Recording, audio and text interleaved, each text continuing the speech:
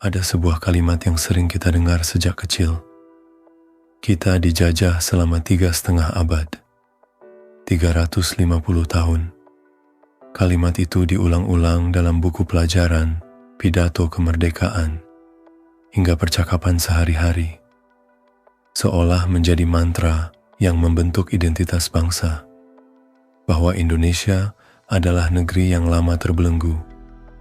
Dijajah begitu lama hingga lupa rasanya merdeka. Namun, benarkah demikian? Benarkah rakyat di seluruh kepulauan Nusantara hidup dalam penindasan Belanda selama 3 abad penuh? Bayangkan waktu sejauh itu. 3,5 abad berarti lebih lama dari umur banyak negara modern di dunia. Namun, saat kita menelusuri arsip sejarah, muncul fakta mencengangkan.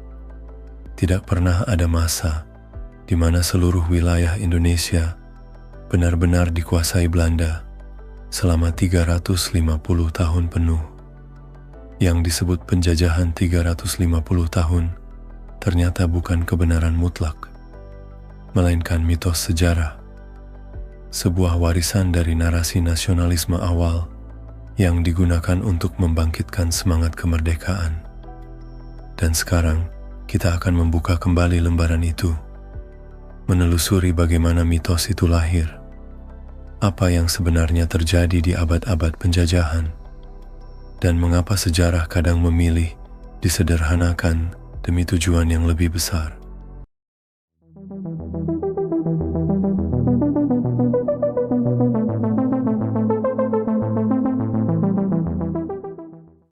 Kisah ini tidak dimulai pada tahun 1600, melainkan jauh sebelum itu. Saat Nusantara adalah jaringan pelabuhan kaya dan merdeka. Dari Malaka hingga Ternate, dari Aceh hingga Goa, mereka berdagang rempah dengan dunia. Dengan Gujarat, Arab, Tiongkok, hingga Eropa.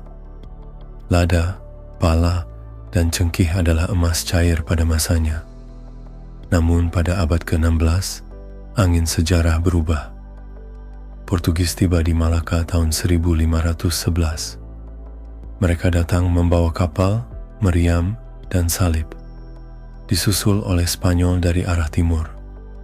Nusantara yang semula menjadi pusat perdagangan bebas, berubah menjadi arena perebutan kekuasaan global. Lalu, tahun 1602, Belanda mendirikan VOC, sebuah korporasi dagang yang punya tentara sendiri, sistem hukum sendiri, bahkan hak untuk berperang. VOC bukan sekadar perusahaan, ia adalah negara bayangan. Tapi ketika kita mengatakan Belanda menjajah Indonesia sejak 1602, ada yang keliru. VOC tidak menguasai seluruh Nusantara, hanya sebagian kecil wilayah, seperti Batavia, Ambon, Maluku, sebagian Jawa, dan beberapa pelabuhan penting lainnya.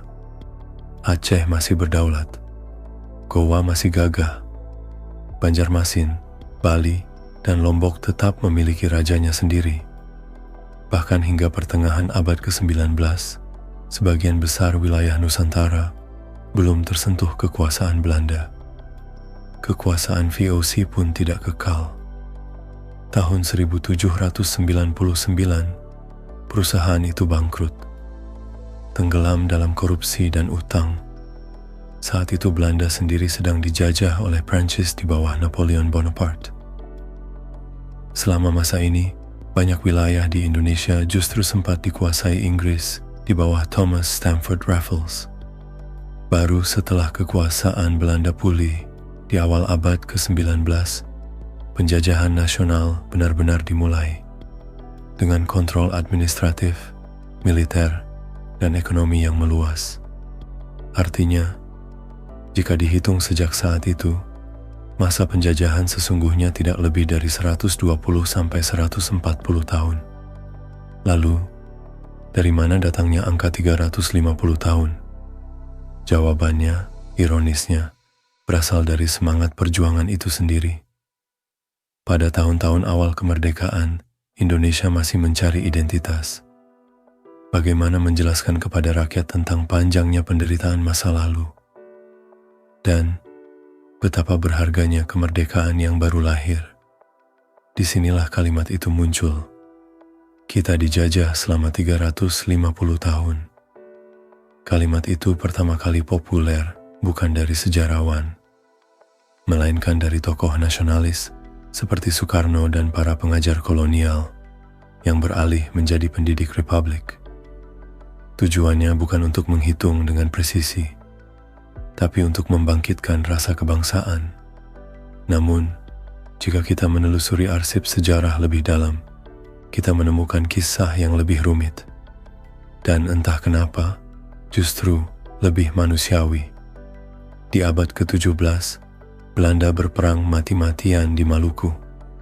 Rakyat Banda menolak monopoli cengkih. Ribuan penduduk terbunuh. Pulau itu dijadikan ladang rempah oleh VOC. Namun di saat yang sama, di Sumatera Barat, Kesultanan Aceh berjaya di bawah Sultan Iskandar Muda. Ia menolak keras campur tangan bangsa Eropa. Sementara di timur, Kesultanan Ternate dan Tidore memainkan politik licin antara Spanyol dan Belanda. Mereka menjaga kedaulatan dengan diplomasi dan perang. Jawa Tengah pun bergolak. Perang besar meletus dari Mataram yang menolak tunduk pada VOC. Abad ke-18 dan 19 menjadi babak baru. Belanda bukan lagi sekadar pedagang, tapi penjajah penuh. Mereka membentuk kultur stelsel, sistem tanam paksa. Rakyat dipaksa menanam kopi, tebu, dan nila untuk diekspor ke Eropa. Dari sinilah penderitaan rakyat mencapai puncaknya. Namun sistem itu juga memantik perlawanan di seluruh Nusantara. Dari perang di Ponorogo, Perang Padri di Sumatera, hingga perjuangan Sultan Hasanuddin di Makassar dan Patimura di Ambon. Fakta menariknya, semua perlawanan itu menunjukkan satu hal. Belanda tidak pernah benar-benar memegang kendali penuh. Setiap daerah punya kisah perjuangan sendiri, punya waktu penjajahan yang berbeda. Sulawesi Baru sepenuhnya jatuh ke tangan Belanda di akhir abad ke-19. Bali bahkan baru ditaklukkan pada tahun 1906 melalui tragedi Puputan Badung. Dan Papua baru benar-benar dikuasai Belanda di awal abad ke-20. Tak sampai 50 tahun sebelum kemerdekaan Indonesia. Jadi, benarkah kita dijajah selama 350 tahun? Tidak. Kita dijajah secara bertahap, dengan perlawanan di setiap langkahnya. Namun jangan salah paham. Mitos 350 tahun itu bukan kebohongan jahat. Ia adalah narasi simbolik. Cara bangsa yang baru merdeka menyatukan luka dan kebanggaan. Soekarno pernah berkata, bangsa yang besar adalah bangsa yang tidak melupakan sejarahnya. Dan mungkin, untuk tidak melupakan sejarah, kadang kita harus menyederhanakannya.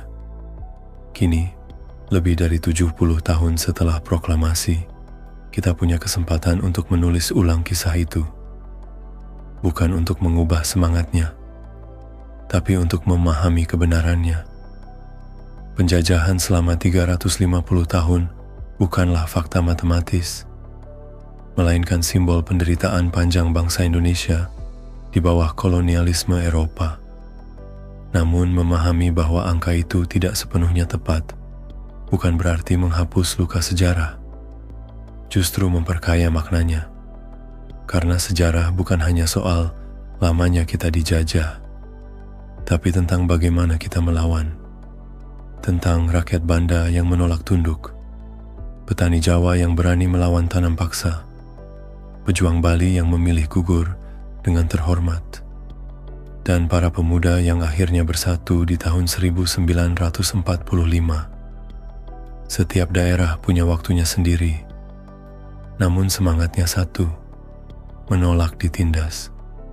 Jadi ketika kita mendengar lagi kalimat itu, kita dijajah selama 350 tahun. Mungkin kita bisa menambahkan satu kalimat kecil di akhir. Mungkin tidak selama itu, tapi cukup lama untuk membuat kita belajar arti kemerdekaan. Dan mungkin itu jauh lebih penting dari angka manapun. Terima kasih sudah menonton. Mari kita jaga bangsa yang besar ini. Walau sulit, walau sakit, selama kita bersama, kita bisa mengusir segala ancaman dari luar. Tapi kita akan lemah jika ancaman datang dari dalam. Seringkali, orang yang tampak rapi dan seolah mengabdi pada bangsa ini, justru dia yang perlahan menggerogoti